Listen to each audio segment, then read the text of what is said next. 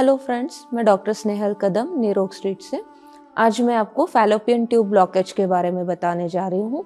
Fallopian tube blockage ये infertility का एक बहुत बड़ा रीज़न है और जब तक इनफर्टिलिटी की केस सामने नहीं आती, जब तक वो लेडी प्रेगनेंसी कंसीव करने के लिए कोशिश करती है और फिर जब इन्वेस्टिगेशंस होते हैं तब आपको पता चलता है कि आपको फैलोपियन ट्यूब ब्लॉकेज है, तब तक इसके कुछ साइन सिम्टम स्पेसिफिक नहीं होते हैं।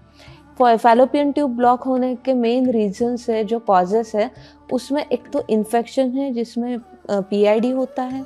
सेकंड एसटीडी मतलब सेक्सुअली ट्रांसमिटेड डिसीजेस जो होते हैं उसके इन्फेक्शन की वजह से भी फैलोपियन ट्यूब्स ब्लॉक होती है।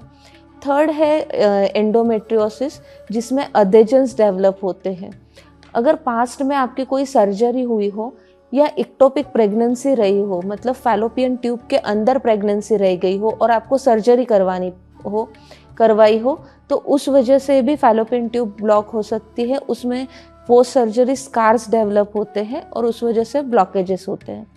इसमें दो तरह के ब्लॉकेजेस हो सकते हैं, पार्शियली ब्लॉक भी हो सकती है और कंप्लीट ब्लॉकेज भी हो सकता है। अगर फैलोपियन ट्यूब पार्शियली ब्लॉक है तो प्रेगनेंसी रहने के चांसेस हो सकते हैं, लेकिन वो प्रेगनेंसी में भी फैलोपियन ट्यूब में रहकर और इक्टोपिक प्रेगनेंसी में कन्वर्ट हो सकती है, क्योंकि फर्टिलाइज्ड ओवम को वापस यूटेरस में ट्रैवल करने के लिए जगह नहीं बचती, वहाँ पे ब्लॉक डेवलप हुआ होता है।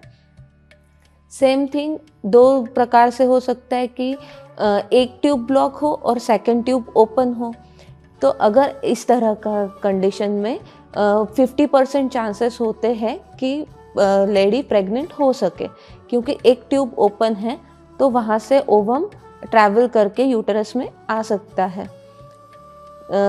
इसके इन्वेस्टिगेशन के बारे में बात की जाए तो फैलोपियन ट्यूब ब्लॉकेज का इन्वेस्टिगेशन जो होता है वो HSG से होता है, हिस्टेरोसैल्फिंजियोग्राम, जिसमें यूटेरस में वजाइना के थ्रू डाई डालकर एक्सरे किया जाता है। तो एक्सरे में हमें वो डाई ट्रैवल करता हुआ दिखता है।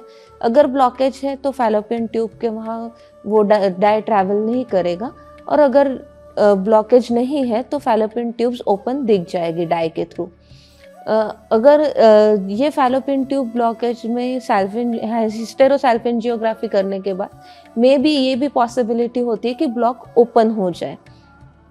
तो फैलोपियन ट्यूब ब्लॉकेज की ट्रीटमेंट आयुर्वेद में बेस्ट है, जिसे उत्तर बस्ती कहा जाता है। उत्तर बस्ती में वजाइना के थ्रू जैसे हिस्टेरोसैल्फिंजियोग्राफी में डाई इंस्टिल किया जाता है, वैसे ही मेडिसिन इंस्टिल करके वो ब्लॉकेज निकाल दिया जाता है। आशा करती हूँ ये जानकारी आपके लिए लाभदायक होगी। अगर आप इससे जुड़ी अधिक जानकारी चाहते हैं तो न्यूरोग स्ट्रीट डॉक्टर से संपर्क कीजिए।